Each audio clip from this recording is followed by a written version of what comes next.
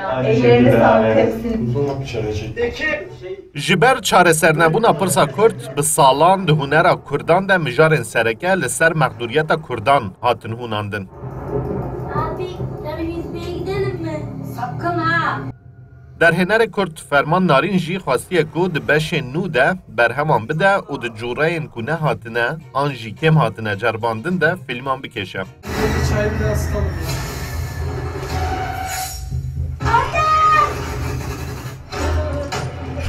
Di vê çarçoveyê de kurtefîlma bi navê Pîrebok kêşaye ku fîlma wî di mîhrîcana fîlman a Florence a İtalyayê de xelata fîlma herî baş wergirtiye. û her wiha di mîhrîcanên fîlman a Amerîka û Kanadayê de jî bûye xwedî xelat. Yüzmeye gidelim mi? Sakın ha! Irmağa yaklaşmayın. Niye anne?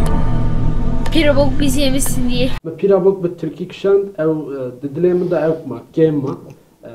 Derhênerê Kurd dibêje di mîtolojî û dîroka Kurdan de gelek çîrokên guncav ên pirsê hene ku bo sînemaya Kurdan wek deryayekê ne.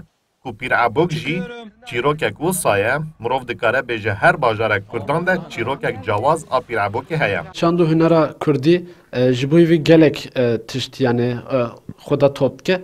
Ji ber wî kî misal ez ne weka yönetmenê din destpêkê de em li ser welatê xwe yani li ser ku ciyê ku em jiyan dikin li ser wî mijarê em bi hevalên teknîkekê bide kombûn ji ber wî van mijara me ew kir me xwast ku ev mijar ji bo cîhanê jî em ew bikin. Di mijara sînemaya Kurdî de dinêrî yani sînor hene di navê de nasname hene di navê de ji ber wî işte ji van mijara xuzê de jalî tirsê de ji alî ew de aksiyonê de xwe ew nekirine yani.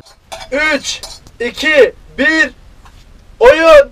Fîlma bi navê Pîrebok a ku di qada navneteweyî de xelat wergirtiye ji aliyê mijarê ve Kurdî ye. Lê zimanê fîlmê ne Kurdî ye û li bajarê Mêrsînê hatiye kêşan. Li vî welatê hûn jî zanin zor e zehmet e ji ber ku çima ji alî fikir û ramanê de Derhêner Ferman Narîn dide zanîn ku wî gelek xwastiye fîlma xwe li Diyarbekirê bi zimanê Kurdî bikeşe.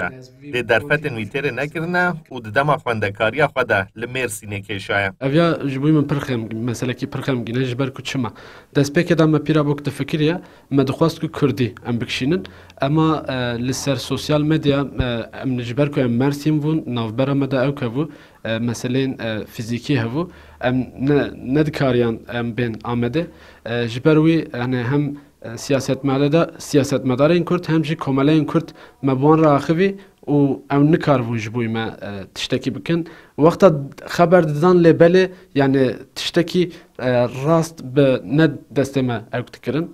Ji ber wî jî me fîlmê xwe yani bi rastî ji dilê xwe dibêjim ez pir xemgînim ji vê alî de. Yani me jî dixwast em werin li Amedê ciyê ku ez têda hatime dünyayê elwê der fîlma xwe bikişînim lê ev ya neyek bû. Göstermeyin. Sadece kafayla şey yapın.